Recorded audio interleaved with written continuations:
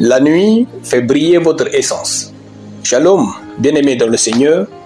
Notre méditation du jour s'intitule « La nuit fait briller votre essence ». Première partie.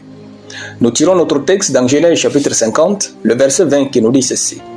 « Vous aviez médité de me faire du mal.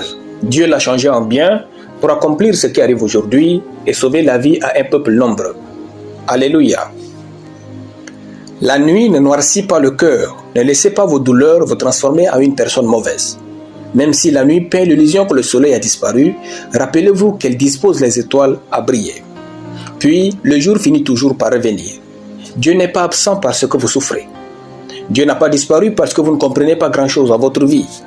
Dieu travaille en coulisses. C'est pourquoi vous ne le ressentez pas. Pendant que Joseph était jeté dans le puits par ses frères, il ne savait pas que Dieu travaillait en coulisses. Pendant qu'il était accusé par la femme de Potiphar, rejeté, oublié, méprisé, Joseph ne savait pas que Dieu travaillait en coulisses pour le combler et l'élever. Quand enfin il l'avait compris, Joseph dit à ses frères, « Dieu l'a changé en bien. Pendant que vous pleurez, Dieu travaille en coulisses pour vous faire du bien. Pendant que vous êtes rejeté, oublié, abandonné et vous vous questionnez, sachez que Dieu travaille pour vous. » Ainsi, pendant que Dieu travaille en coulisses et qu'il fait nuit dans votre vie, brillez comme les étoiles dans la nuit. Poursuivez de tout votre cœur la paix, la joie, le service et votre mandat divin. Continuez d'avancer pour découvrir ce que Dieu a pour vous. Vous n'allez pas mourir avant d'avoir vu les bontés de l'Éternel. La foi, ce n'est pas toujours prier, chanter, danser et crier. Parfois, la foi, c'est continuer d'avancer sans savoir de quoi demain sera fait.